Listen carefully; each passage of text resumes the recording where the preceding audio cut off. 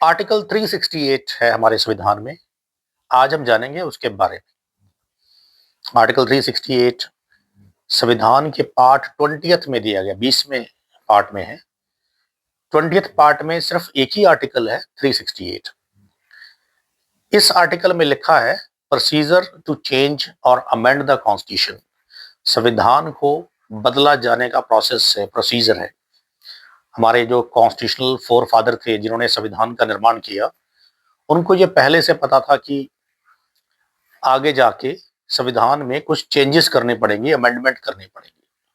तो उन्होंने पहले से ही हमारे संविधान में आर्टिकल 368 इंसर्ट कर दिया, जिसमें हमारी जो पार्लियामेंट है वो संविधान को चेंज कर सकती है। आर्टिकल 368 जो है, इसमें जो प्रोसीजर मेंशन्ड है संविधान को चेंज करने का, वो अलग अलग अमेंडमेंट के हिसाब से है।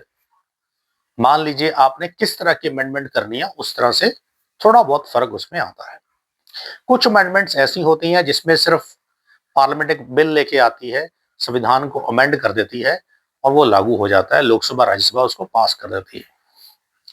लेकिन कुछ अमेंडमेंट्स जो होती हैं वो थोड़ी जटिल होती हैं।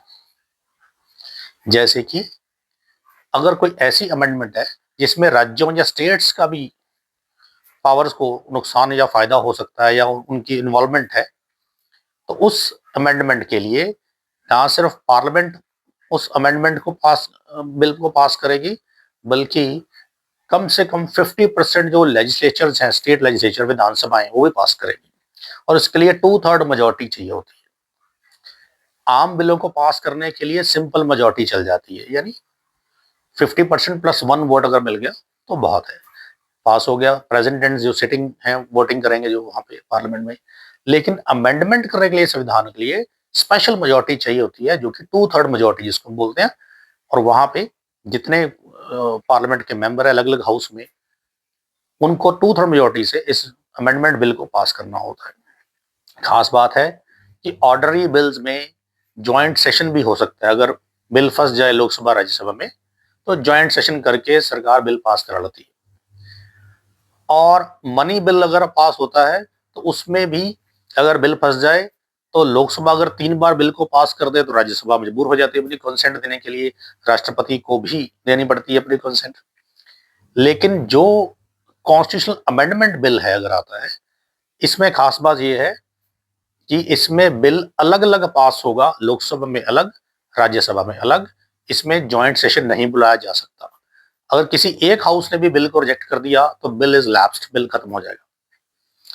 यानी हम जो ट्रू फेडरलिज्म की बात करते हैं, आर्टिकल 368 के कंसर्न में जब हम संविधान को अमेंड करते हैं, उस केस में हमारा कंट्री एक ट्रू फेडरेशन का एग्जाम्पल पेश करता है। यानी उस समय हम फेडरल कंट्री पर और बन जाते हैं। हालांकि इंडिया फेडरल कंट्री तो है, लेकिन प्योर फेडरल नहीं है, थोड़ा सेंटर थोड़ा स्ट्रांग है, स्टेट थोड़ी सी वीक है। लेकिन इस केस में हम अमेरिका की तरह ट्रू फेडरेशन में आ जाते हैं, यानी बराबर राज्यसभा लोकसभा की पावर बराबर हो जाती है। और फिर स्टेट लेजिस्लेचर असेंबलीज के से भी कम से कम 50% विधानसभाओं से बिल पास कराना पड़ता है। यानी अगर 28 विधानसभाएं हैं हमारे देश में, या 32 विधानसभाएं हैं, या 30 हैं, तो उनमें 50% जो है उसका बिल पास अगर कर देंगे, यानी 15-16 पास कर देंगी, तो बिल फिर राष्ट्रपति साइन करेंगे और बिल लागू होगा। तो आज हमने जाना है आर्टिकल 368 को।